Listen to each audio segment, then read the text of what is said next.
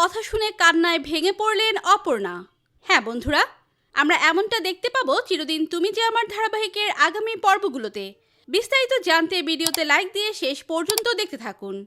আর্যর মা যখন অপর্ণাকে সত্যিটা বলে দেয়, আর তখনই অপর্ণা শুনে তো ভীষণ কষ্ট পায়। অপর্ণা মনে মনে বলে, পৃথিবীতে এখনো এমন মানুষ আছে, একটা পরিবারকে বাঁচাতে একটা মানুষ এতটা স্যাক্রিফাইস করছে। আর্যর কথা ভেবে তো ভীষণ কষ্ট পাচ্ছিল অপর্ণা। অপর্ণা রাতের বেলা আর্যর সঙ্গে দেখা করলে তখন আর্য অপর্ণাকে বলতে থাকে, অপর্ণা, আমার কলকাতার অফিসে অর্থাৎ কলকাতায় যে ফ্যাক্টরিটা আছে সেখানে একটা বড় কাজ চলে এসেছে। বড় একটা প্রবলেম দেখা দিয়েছে, যেটা কোনোভাবেই সমস্যার সমাধান করা যাচ্ছে না। তাই আমাকে এক্ষুনি ওখানে যেতে হবে। অপর্ণাকে একথা বলেই আর্য সেখান থেকে চলে যায়। আর্যর একথা শুনে অপর্ণা কান্নায় ভেঙে পড়ে আর সেখান থেকে চলে আসে বাড়িতে।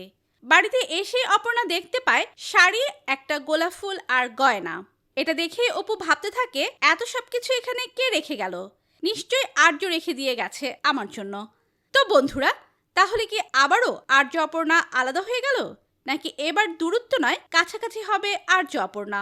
তো বন্ধুরা, তোমাদের কি মতামত লিখে জানিয়ে দাও কমেন্ট করে। পরবর্তী আপডেট সবার আগে পেতে সাবস্ক্রাইব করুন আমাদের চ্যানেলটি। ধন্যবাদ।